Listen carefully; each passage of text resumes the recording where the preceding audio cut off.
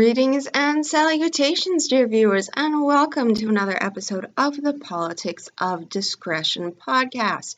To begin with, let me apologize for the sound and audio quality of this. We are having some technical difficulties, and I, being not at all mechanically inclined, don't even really understand what they are, but our bold and intrepid IT team, i.e. a few of my friends who are computer scientists, are going to get right on it, and hopefully next week we'll be back up and running.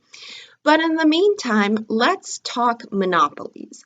This is a question that's been very much in the news lately, as you have Mark Zuckerberg being dragged before Congress and being forced to defend himself by the sort of inquisitorial board of the Senate, who really has no jurisdiction to do what they do, who clearly has no idea even the depth of the issue, and a grasp of the technology, but that's not going to stop them from regulating it. And we've seen the same sort of thing with Donald Trump attacking Amazon. And there are all of these concerns that social media platforms somehow represent a monopoly on information that flows, that Amazon and other online retailers threaten to become a monopoly. And this, first of all, let's talk about what exactly a monopoly is, and how, frankly, in a truly free market, a monopoly can't exist. And this is Schumpeter, right? The idea that in a truly free market, absent government regulation, monopolies cannot sustain themselves because over time they will grow complacent and the quality of the service that they provide will go down, which means that people will abandon them. And that means that, again, in a truly free market, there is a huge incentive for other companies to come in and to wear away at the hold on the market, that whatever that monopoly is. In the case of Facebook, there's a huge incentive for other smaller third-party platforms to come in and to try and wear away at the hold that Facebook has on social media. And we're already starting to see this, right? Is the invisible hand of the market is working as a backlash against Facebook and the revelation of the way it behaved in regards to having a very cavalier attitude towards protecting user data and to working with Cambridge Analytica and engaging in data mining and all these things. And people are upset. And when people are upset, they protest and they no longer endorse a good or a service through their purchasing power. And this is what's happening with Facebook, is people who are truly upset are going away from it. People who are a little more indifferent to it are continuing to use it. And this is all well within the bounds of what should occur in a free market. Facebook is not a threat. It's not really a monopoly because the rest of the internet exists and people are free to do what they want on it. If Facebook is better at providing a service and at marketing and other people can't compete with them, should they really be punished for that? Do we really want to punish productive excellence? I don't think so. And I certainly don't think that we want government using its discretion to make determinations about who constitutes a legitimate actor and who doesn't. And that is what anti-monopoly law does. It looks at who has a better claim to be a goods or a service provider than others. And if it dislikes the attitude that certain actors has, like it indicated when it dragged Mark Zuckerberg before it, then it punishes them. Except what it actually does when it creates a monopoly is effectively negative reinforcement of whatever behavior they're trying to dissuade. So you've probably noticed that Mark Zuckerberg is actually quite open to the idea of regulation. He seems resigned to the fact that inevitably it's going to happen, and that's because regulation creates a barrier of entry into the market.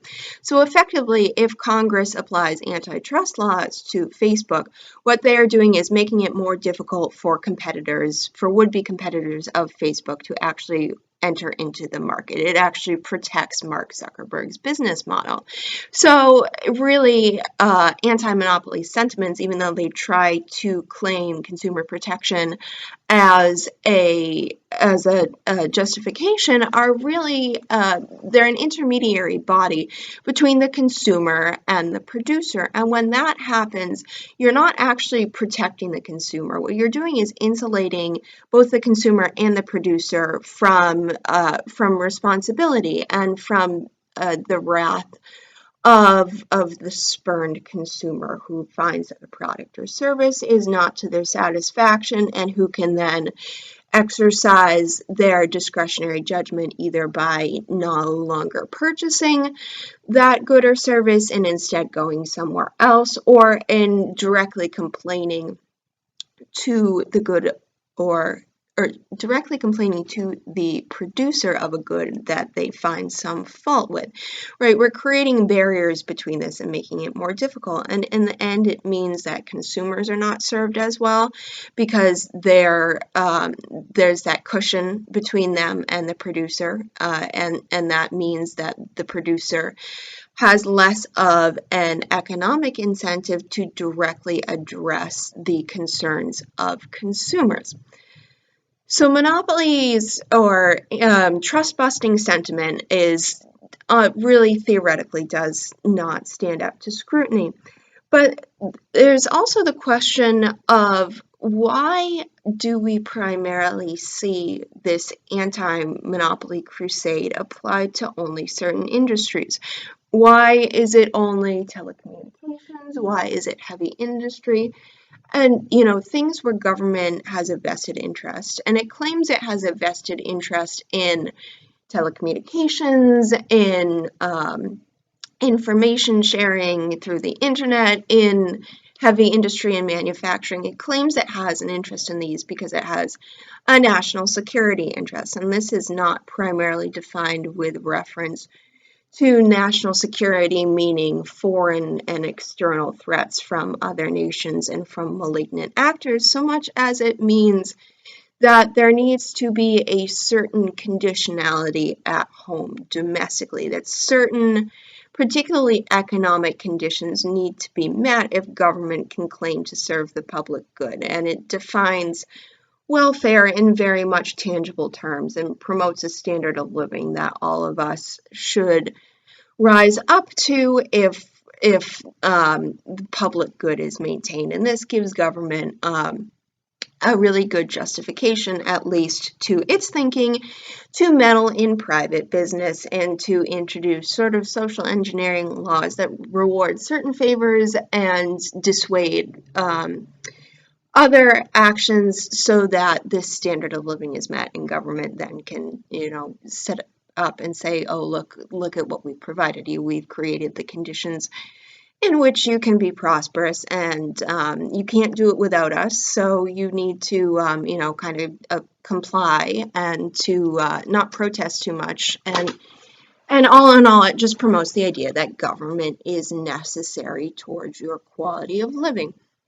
Now, obviously, this is not a strain of thinking that the founders upheld. It is not a strain of thinking that is in accordance with the concept of limited government, because the concept of limited government assumes that the individual left to their own devices is intelligent enough to define their own good for themselves and to seek it out. It assumes a certain level of rationality and intelligence, that you going about your daily life know what is good for your well-being and you know what's bad for your well-being. And sometimes you may not choose what's good for your well-being, but that is your prerogative because it's your life and you're a sovereign individual who holds your rights by nature of the fact that you are an individual.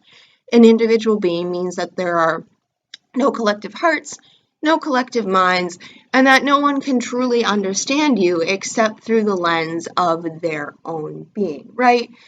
I don't really understand my brother, even though he is my brother, because he has different talents than I do. He has different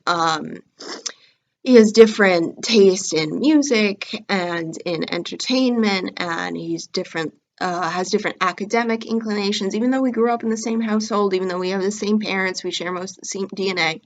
We're different people, and we don't really understand each other except in reference to our own talents, our own being. And, to empathize, you have to look at someone else's situation and imagine what it would be like if you were there and think how you would react.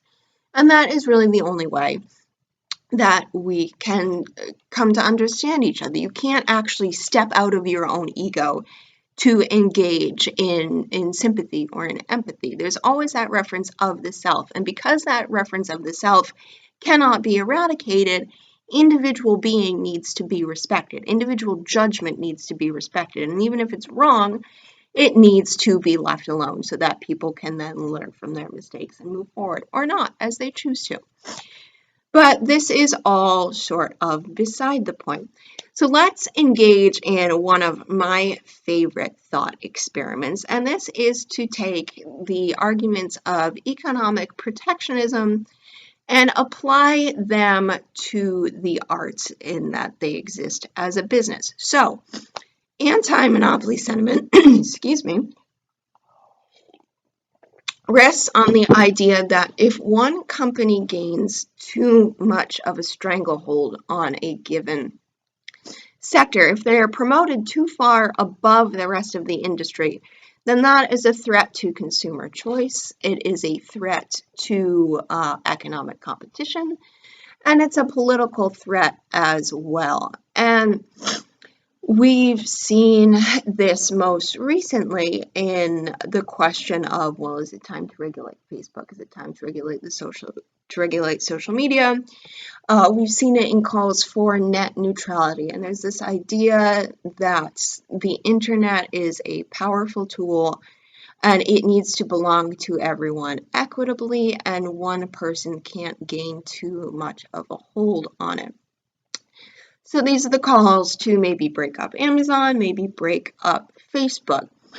Now, let's talk about Amazon because it provides a little more of a tangible consumer good. Facebook definitely provides a consumer good, but it's all largely theoretical because it's, they're not actually selling you anything. They're selling you effectively emotional satisfaction, and that is something that is a valid good or a service to provide, but it's a little harder to engage in value judgments about that sort of thing because it's very much individualized. Whereas when I go on Amazon and buy whatever it is I happen to need that day, I'm exchanging a certain amount of money in return for a tangible good that I think is a fair trade-off. Right, and so that is, in many ways, a boon to my life. And the question is it a threat? The fact that Amazon does that so well and that the vast majority of my transactions I now do through Amazon because it's cheap and it's convenient. I don't have to leave my apartment, which is fantastic because running out to the store every time I need something takes away from my day. It takes away from my productive capacity. It breaks up the concentration of my efforts that I put into creating, into doing my job, into applying my mind to, whatever I find enjoyment in. It means I have to go out and go to the store, which is annoying. And often I forget to put things on a list and then I have to go back, and that just compounds the annoyance and the inconvenience of the whole process. Versus if I realize that I've forgotten to order something, I can just pop right onto Amazon. I don't even need my computer anymore. I can just do it right on my phone. And 10 seconds later, I've called it up. I've hit the button, and a day, 2 days later, it's in my mailbox, and all I have to do is go and get it. It's cheap, it's convenient, and it provides a whole host of services that are ultimately of satisfaction to me and ultimately help eradicate some of the inconveniences from my life.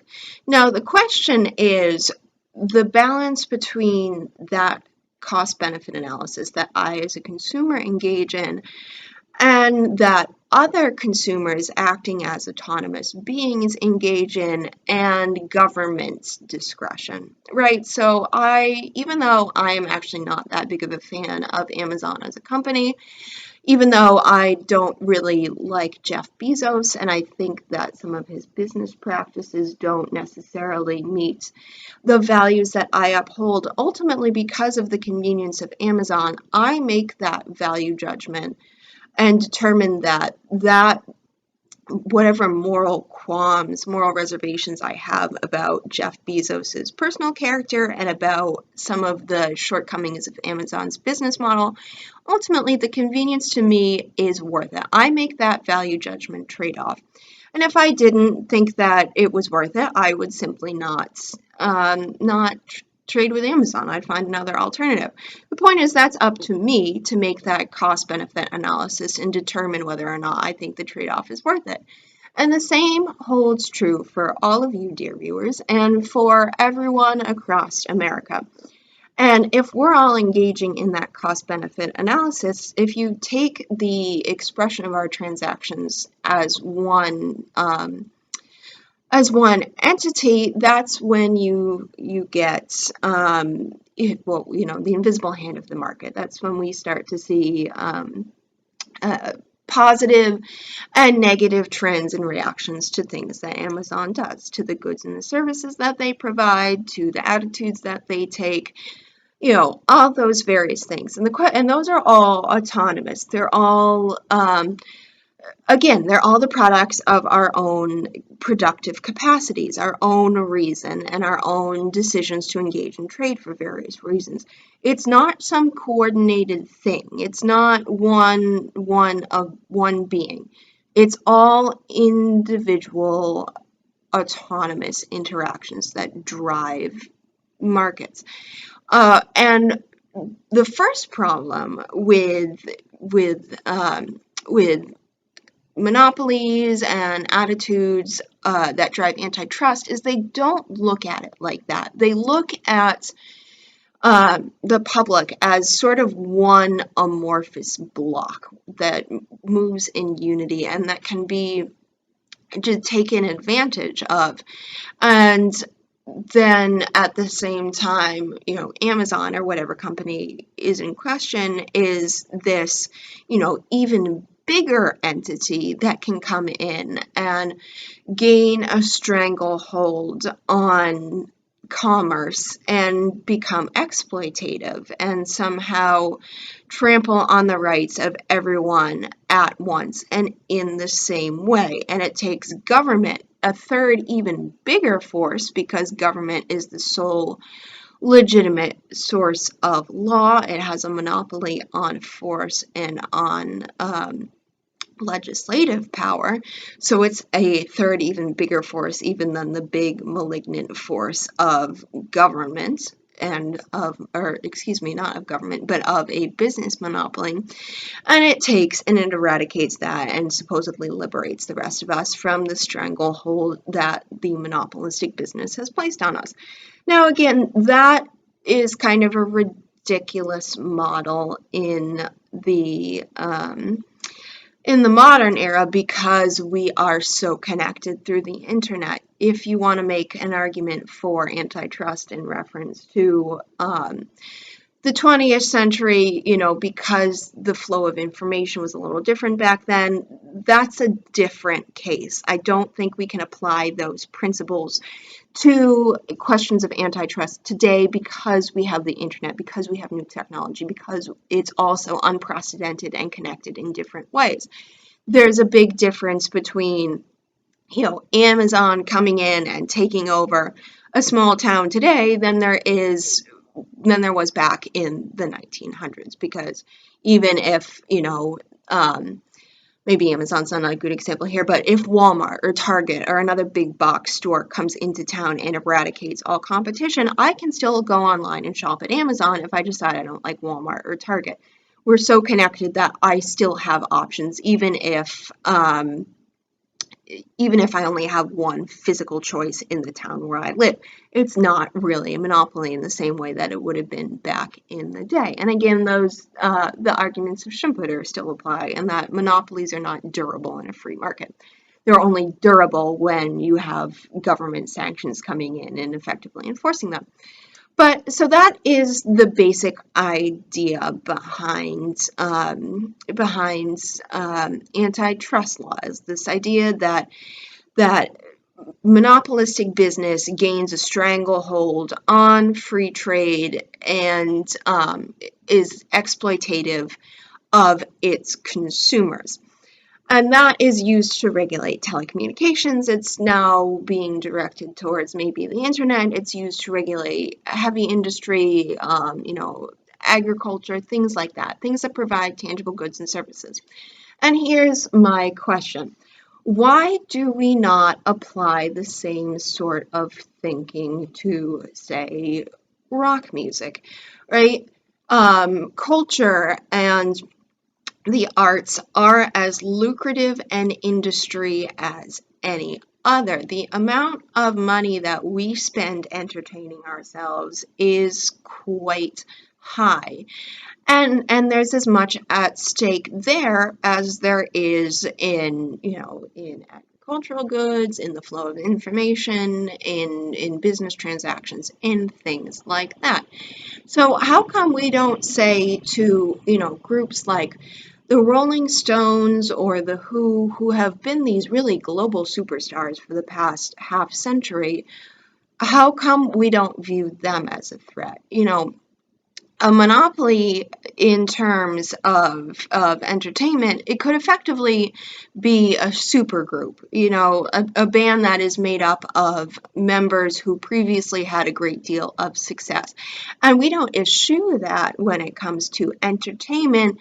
We welcome it because we recognize that there is that additional level of excellence that is attached to a supergroup, to the fact that each individual member is extremely talented technically and also has been successful. So something about the kind of music that they produce speaks to the public taste as well, or not the public taste. There really is no such thing as the public. It's an expression of individual will.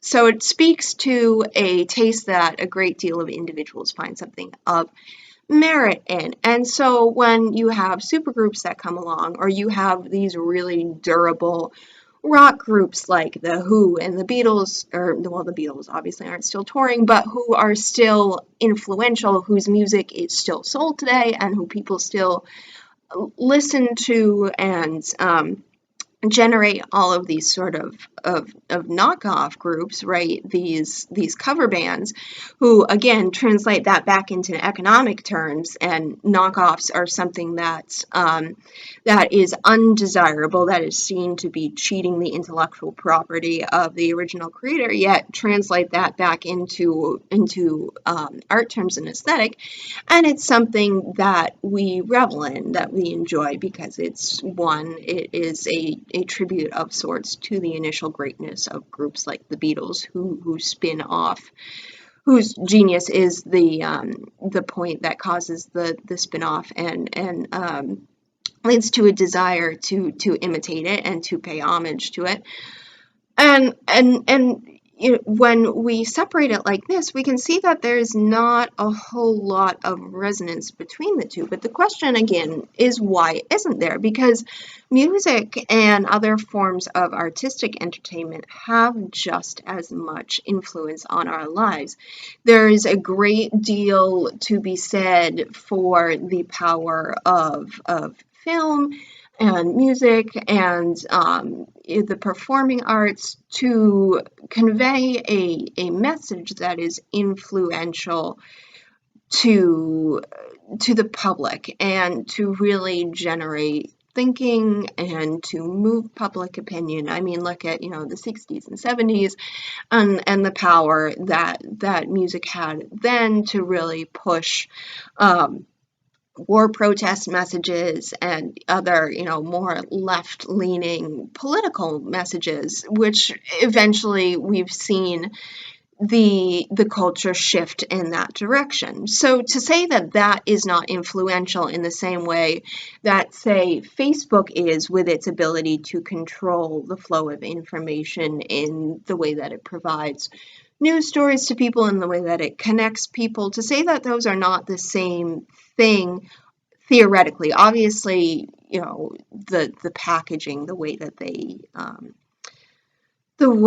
they send that information along to consumers is very different. Music attempts to evoke a certain emotional reaction and to manipulate people that way, and maybe that's not necessarily as durable as, say, the way that social media packages news stories and a desire to inform the people in a more hopefully empirical way. So that's different, but the basic thrust of it is the same, and that is to be influential. And really, that desire to be influence peddlers is sort of at the crux of everything that we do in life. I mean, look at me. I'm sitting here right now explaining my view on this to you because not that I have any desire to try to influence you and convince you that I'm right per se.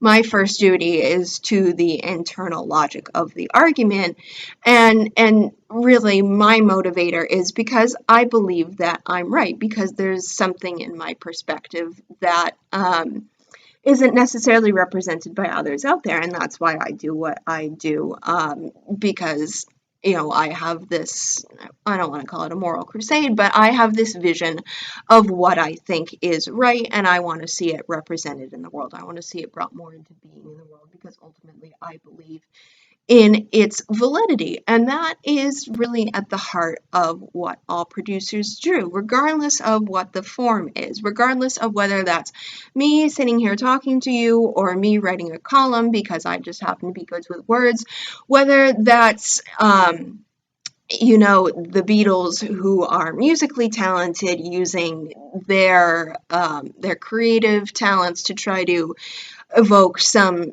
feeling or to present some message that they believe should have influence, whether that is an aesthetic good that's produced, something that you put in your home for decorative purposes that just gives you pleasure to look at, whether that is people in craft services who make a living making food, and there's a certain level of comfort in that.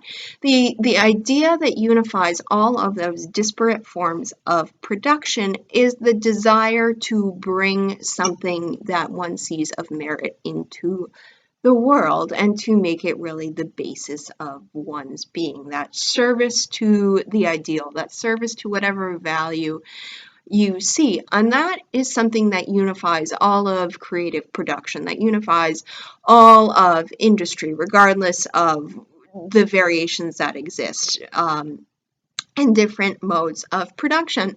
And my point here is that it makes sense then to apply the same principles to all those various forms of production. It does not make sense to hold heavy industry, to hold agriculture, to hold technology services and telecommunication services to one standard, because we believe that they provide something to our lives that is fundamentally different than from, say, what we get out of going to a rock concert or going to a live theater production or an art museum or going on vacation or what have you. Fundamentally, they're all the same thing. And so the way that they're treated in terms of economic policy should be the same. So if we're going to advance the case for breaking up monopolies, it does not make sense to say that Facebook should not be allowed to be superior in its field if it provides a really good service to the people, or that Amazon should not be allowed to dominate an industry because it provides a good service to the people and people desire it, right? If there's that mutual self-benefit, then it doesn't make sense to say that, well, Amazon shouldn't be allowed to do that. But, no one's ever called for, the breakup of rock groups who have been at the top of their industry for 50 years. And the argument that is applied to Amazon is, well, why should Amazon have so much influence? Why should Amazon have so much power? Flip that and apply it to the Who or the Rolling Stones or the Beatles. Why are they given so much staying power in music? Why are they allowed to have so much influence? There are other talented artists out there who just don't have the name recognition and who just don't have the say. And that obviously is ridiculous, because the reason that groups like the Beatles and the Who and the Rolling Stones resonate for half a century as they have is because they are incredibly technically talented, and they speak to some aesthetic quality that certain sectors of the public like.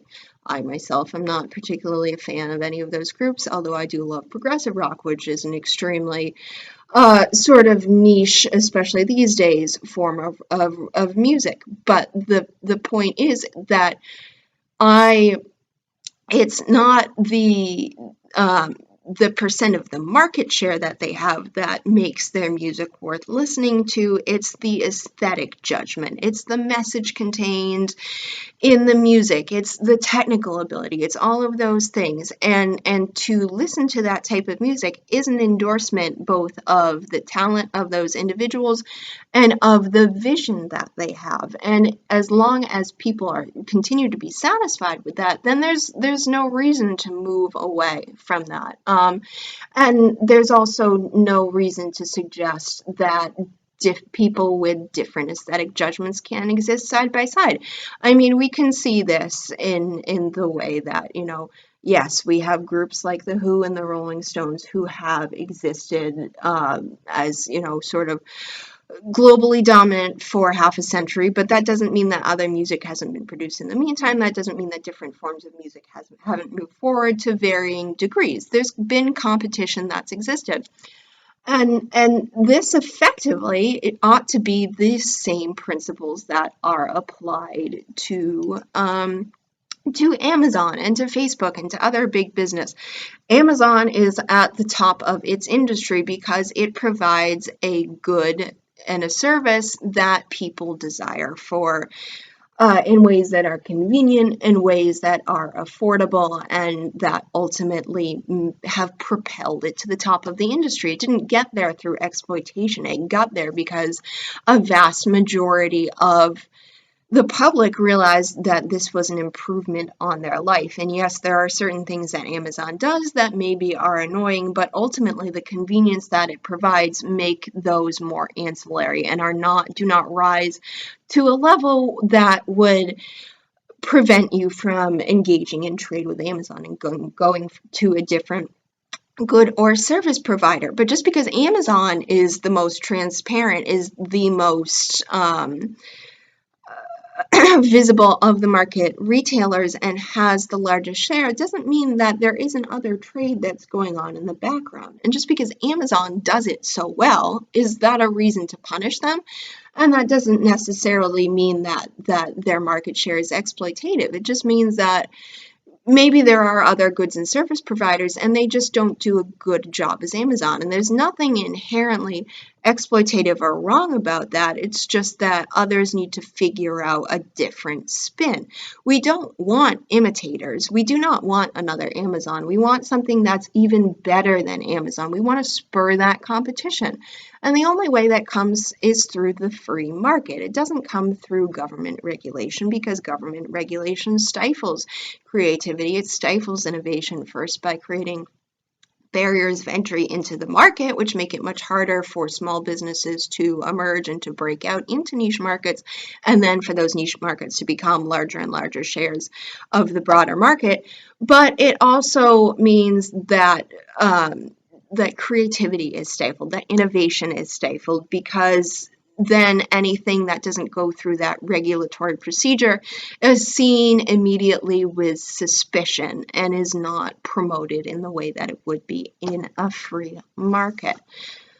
Okay, so that is my big slightly bizarre point, is that we should, when we think of monopoly, we should think of effectively of Amazon and rock and roll in the same way, because fundamentally they are both responses to need. They're both a service. They're just a different type of service, and the same principles ought to underlie trade.